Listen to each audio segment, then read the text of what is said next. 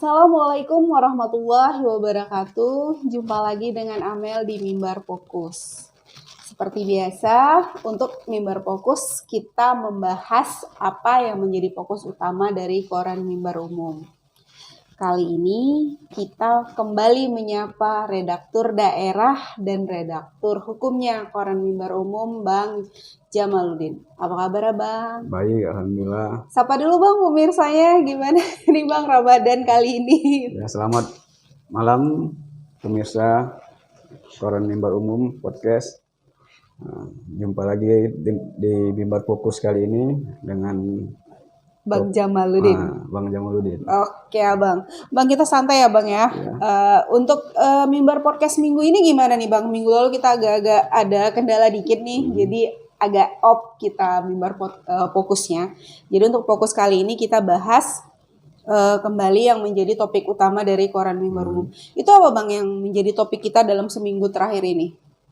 Seminggu terakhir ini kita semakin dikejutkan dengan adanya informasi yang semakin adanya babak baru persoalan kelangkaan minyak goreng di tanah air kita hingga ke sejumlah provinsi di tanah air, khususnya kita di Sumatera Utara. Masalah minyak goreng ya, Bang, yang kemarin secara tidak terduga, dan ini mungkin menjadi hal yang menarik diangkat khususnya Mimbar Umum dengan ditetapkannya 3 tersangka kasus mafia minyak goreng. Mafia, oh akhirnya ya, Bang ya, yang sudah berbulan-bulan. Yang menariknya, Kak Amel, yang menetapkan ini adalah Kejaksaan Agung. Kejaksaan Agung. Yang dimana selama ini kan Kejaksaan Agung sering kita tunggu kiprah kinerjanya mengangkat kasus-kasus besar yang selama ini kan tenggelam dengan adanya keberadaan Komisi Pemberantasan Korupsi KPK ya. Jadi KPK. Kembali Kejaksaan Agung kembali kepada naik daun nih. Menunjukkanlah taringnya. Selama ini taringnya cuma taring KPK aja yang keluar, taringnya Kejaksaan Agung kurang ya, Bang ya. Oke, Bang, boleh jelasin nggak, Bang? Kayaknya aku lihat di untuk edisi Kamis ya, Bang ya. Ini edisi Kamis. Ini kayaknya nih ada 1, 2, 3, 4 soal minyak goreng semua ini, Bang ya. Yang menjadi fokus utama. Bang, boleh jelasin nggak, Bang, ini kenapa kita buat seperti ini gini, Bang, untuk fokus kita, Bang? Mengapa Mimbar Umum mengangkat ini secara detail? Karena kita ketahui khususnya Mimbar Umum sejak kelangkaan minyak goreng terjadi di tanah air, khususnya Sumatera Utara, Mimbar Umum merupakan salah satu media di tanah air, khususnya di Sumatera Utara, yang konsen hampir setiap hari memberitakan kelangkaan minyak goreng, mulai dari di Kota Medan sendiri hingga menjalar ke kabupaten kota di Sumatera Utara.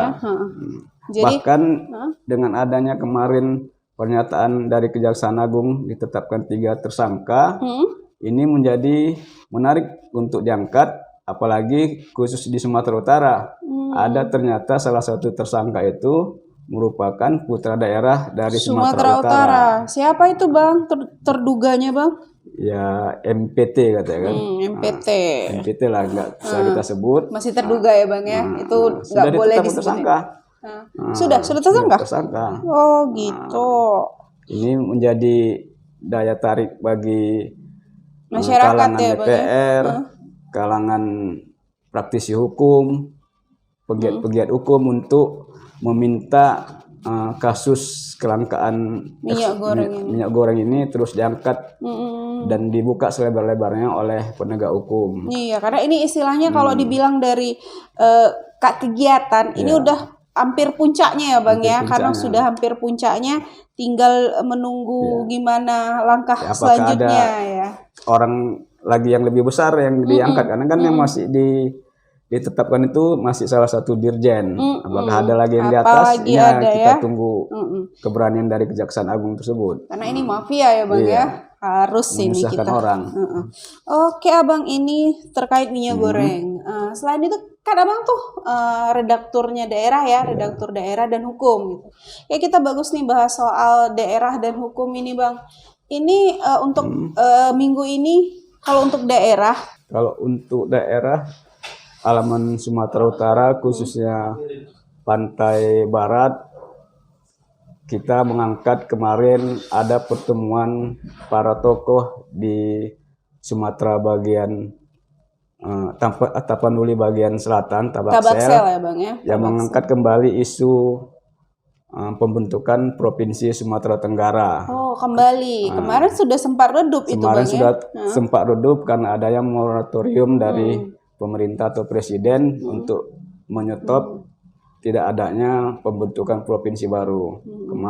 Dan ini kemarin diangkat lagi oleh para tokoh di Tapanuli bagian selatan untuk mengangkat isu ini ke pemerintah agar ditetapkan, diterima menjadi pembentukan provinsi baru Sumatera Tenggara. Jadi kembali diperjuangkan ya Bang, membentukan provinsi baru Tabaksel ya Bang ya.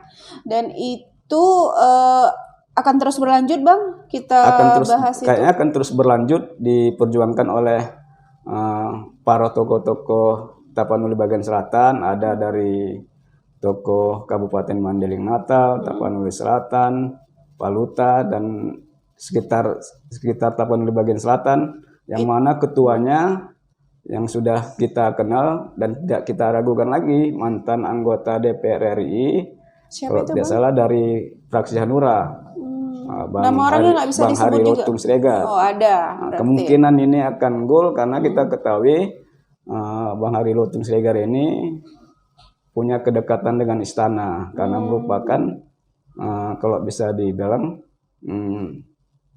paman dari wali kota kita Medan ini. Kayaknya cocok juga tuh nanti jadi ke halaman 1 itu Bang ya. Kalau misalnya terus berlanjut bakal naik ke halaman 1 ya Bang ya. Kalau ada geliat-geliat dari restu dari pemerintah pusat, adanya sinyal dibuka kembali keran, mungkin ini Sumatera Tenggara yang sudah digaungkan ini bisa diterima di pemerintah. Dan jika ini sudah salah satunya disetujui, karena yang sebelumnya tidak hanya Sumatera Tenggara saja yang sudah terbentuk, jauh hari sebelumnya di Provinsi Sumatera Utara ini ada juga Provinsi Tapanuli, pembentukan dari Sumatera Utara, dan Provinsi Nias. Jika ini sudah ditemui, maka mungkin Sumatera Utara ini provinsi Nias sudah menjadi 3 provinsi. Oh gitu. Iya ya, Nias mau ini sendiri ya Bang, kalau ini dibuka pemerintah pusat.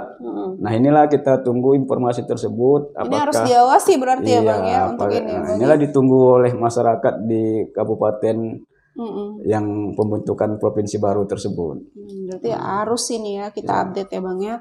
Oke Abang, kalau untuk hukum sendiri gimana Bang? Kalau hukum sendiri seminggu belakang ini kita angkat kembali soal kasus-kasus yang ada di Sumatera Utara, khususnya Kota Medan. Selain aksi begal yang kemarin juga ada buntut dari rentetan kasus kerangkeng di Kabupaten Langkat, Bupati Nonaktif, yang mana ternyata berimbas terhadap sejumlah perwira di kepolisian, ada di Polres Binjai. Berarti yang diduga oknum aparatur hukum terlibat dalam kasus ini ya Bang? Kasus kerangkeng menjadi terkena dan dicopot oleh Polda Sumatera Utara.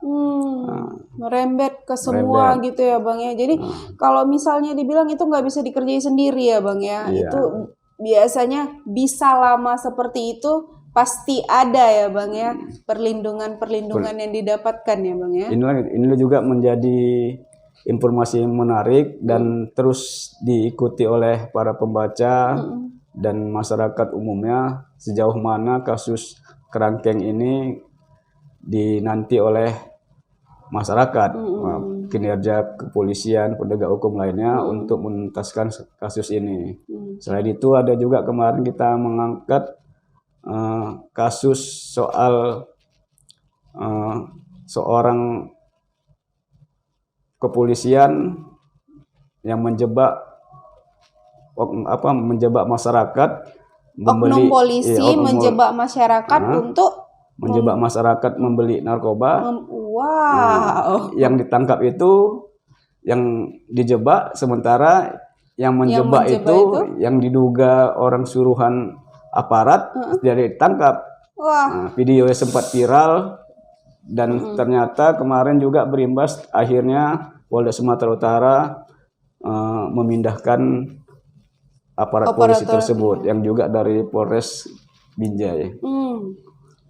Itu udah itu harus beberapa kasus yang seminggu ini diangkat oleh Mimbar Umum, dan terkini juga soal yang dari sebelumnya kita angkat soal kasus ribut-ribut soal proyek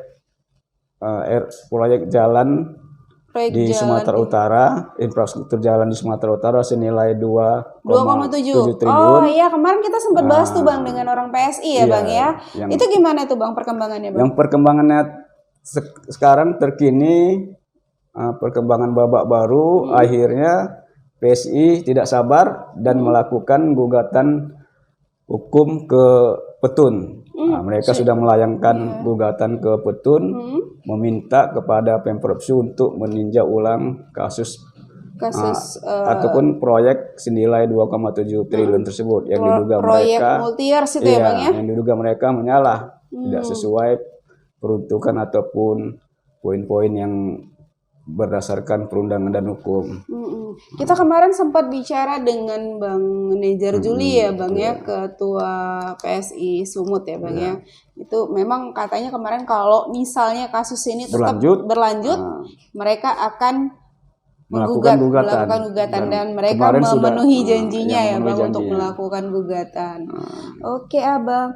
Bang, kalau untuk edisi hari Jumat besok gimana tuh Bang? Untuk edisi hari Jumat besok khusus halaman hukum dan kriminal, kita ada mengangkat soal pernyataan yang sangat tegas dan imbauan sekaligus dari Kapolres Tabes Medan, yang mana meminta kepada masyarakat Kota Medan khususnya untuk tidak takut menghadapi aksi begal yang terjadi di masyarakat. Sudah mulai lagi begal ya Bang ya? Karena kemarin kita sangat prihatin dan sedih aksi begal di kawasan Medan Utara, Belawan, terjadi lagi dan sangat sadis, yang mana di depan anak dan istrinya, suaminya tewas dikeroyok oleh begal.